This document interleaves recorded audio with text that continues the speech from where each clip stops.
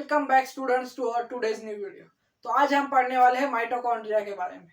आप सब जानते होंगे माइटोकॉन्ड्रिया के बारे में, पर आज हम कुछ अलग पढ़ने वाले हैं।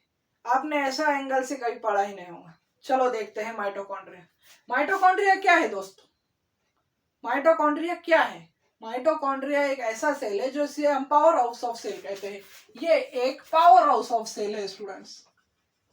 पर पावर हाउस कहने से सिर्फ ये साबित नहीं हो जाता कि ये पावर हाउस है। हमें इसे देखना होगा कि ये कैसे हमारे बॉडी में एटीपी जनरेट करता है, जो एक एनर्जी करेंसी है। और एटीपी हम सबको पता है एडिनोसिन ट्राइफॉस्फेट मॉलिक्यूल है, जो 16 किलो जूल की हमें कैलोरी की एनर्जी देता है।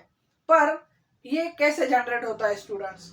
इसका फिनोमिनन क्या है और इसके स्ट्रक्चर में ऐसा क्या राज छुपा है स्टूडेंट कि ये एटीपी जनरेट कर सकता है और दूसरा कोई सेल नहीं कर सकता? तो चलो देखते हैं। So our mitochondria is the mitochondria is the only cell organelle in our body that can produce the energy in the form of ATP. So how this mitochondria is producing energy? Let's see. So the structure दोस्तों, तो इसके structure में एक राज छुपा है।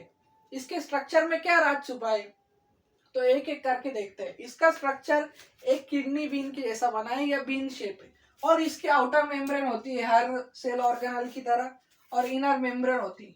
तो outer membrane जो होती है दोस्तों माइटोकॉन्ड्रिया की स्ट्रक्चर में, हम सबसे पहले इसका स्ट्रक्चर देखेंगे, क्योंकि हमें डिकोड करना है कि कैसे हमारा mitochondria powerhouse of cell बनता है।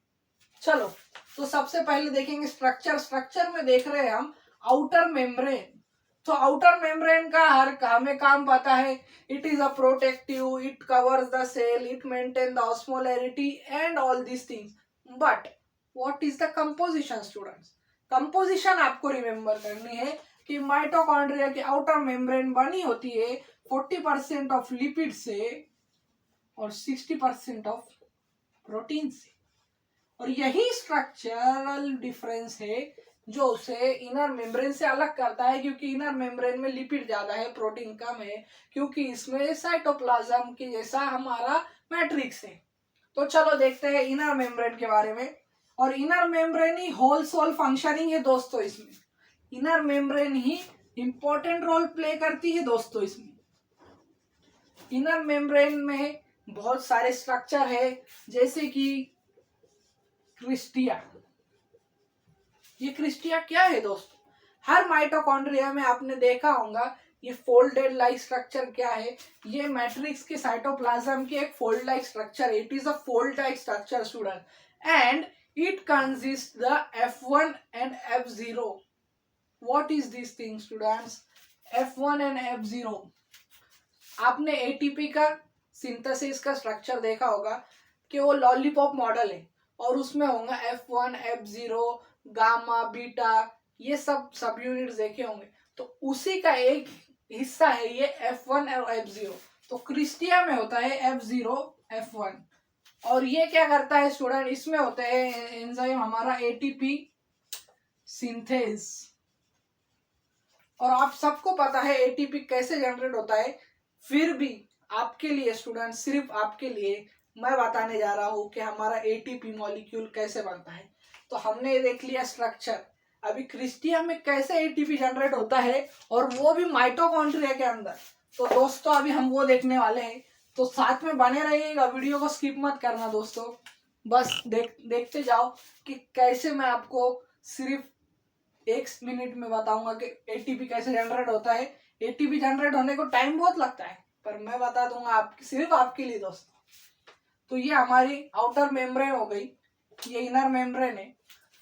तो कोई भी आउटर मेम्ब्रेन के बाहर बनता है सबसे पहले एक इलेक्ट्रॉन कॉन्सेंट्रेशन। ये इलेक्ट्रॉन कॉन्सेंट्रेशन बनता है H+H+H+H+। मैं आपको डायरेक्टली प्रोसेस पे लेके चला गया हूँ दोस्तों, जिसे कीमियोस्मोसिस कहते हैं। ये प्रोसेस पे आपको डायरेक्टली लेके चला गया हूँ। और हम जो देख रहे हैं दोस्तों, ये डायरेक्टली हम अंदर सेल के अंदर का बता रहा हूँ। मैं बाहर तो कुछ ही नहीं, मैं अंदर की बात बता रहा हूँ, बाहर की नहीं दोस्तों। तो यहाँ पर हमारा कॉन्सेंट्रेशन ग्रेडियंट बन गया, प्रोटॉन कॉन्सेंट्रेशन ग्रेडियंट। और ये ग्रेडियंट बनने पर सेल में एंट्री लेता है। और ये कैसी एंट्री लेता है? यहाँ पर हमारा एटीपी का स्ट्रक्चर होता है, एटीपी सिंथेस का स्ट्रक्चर, जो ये हमारे F1 या F1 F0 ये सब होते हैं। ये मैं क्रिस्टिया की बात कर रहा हूँ दोस्तों। यहाँ पर कंसंट्रेशन बन गया और ये डायरेक्टली अभी जाने वाला है अंदर, ये कंसंट्रेशन अंदर जाता है। जैसे कि आप सबने देखा होगा कि हाइड्रो इलेक्ट्रिक पावर प्लांट में नीचे मोटर होती है और ऊपर से पानी जाता है, तो यही हाइड्रो इलेक्ट्रिक पावर प्लांट की हाइड्रोलिक एनर्जी से मोटर घूमने से इलेक्ट्रिक एनर्जी बनती है। तो उसी तरह से ये समझ लेना, ये वाटर है, ये हाइड्रोजन, ये जो प्रोटॉन कॉन्सेंट्रेशन है ये वाटर है, और ये गया हमारा एंट्री इन द सेल, और ये जो F1 F0 ये मोटर के पार्ट है।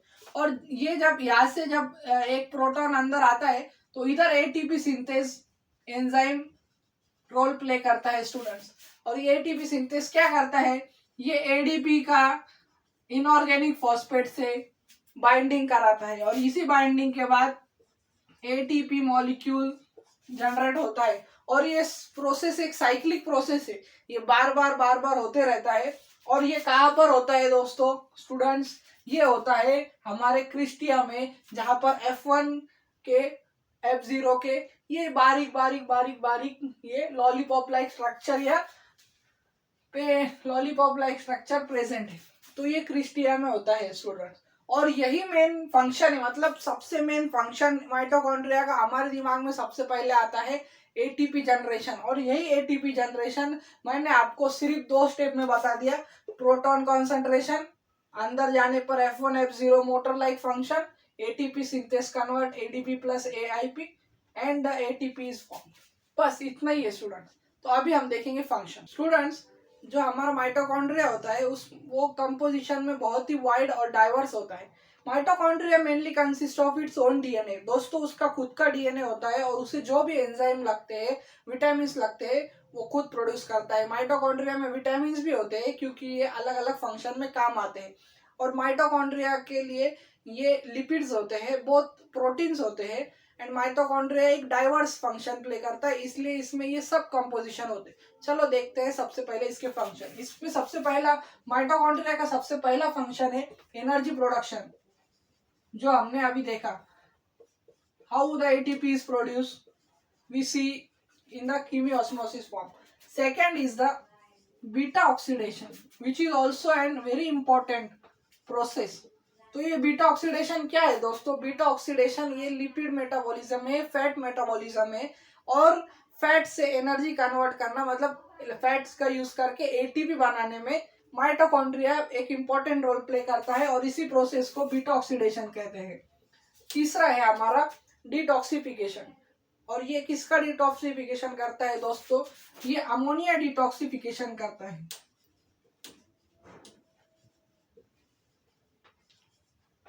और अमोनिया का क्यों करता है दोस्तों? क्योंकि अमोनिया सेल के लिए टॉक्सिक होता है, इसलिए वो अमोनिया डिटॉक्सिफिकेशन करता है। ये ब्लड फॉर्मेशन में भी काम आता है दोस्तों। इसका 4th फंक्शन है फॉर्मेशन ऑफ ब्लड। आप सोच रहे होंगे माइटोकॉन्ड्रिया कहाँ से ब्लड में आएगा? हाँ स्टूडेंट्स, आप सही सोच रहे हो। इसका आंसर ये है स्टूडेंट्स, ये हीमोग्लोबिन जनरेशन में मदद करता है। इरिथ्रोसाइट फॉर्मेशन में जो एंजाइम्स लगते हैं ये उनका जनरेशन करता है, क्योंकि ये सिर्फ एनर्जी नहीं बनाता स्टूडेंट्स, इसमें बहुत सारे एंजाइम्स भी होते हैं, विटामिन होते हैं जो अलग अलग फंक्शन प्ले करते हैं।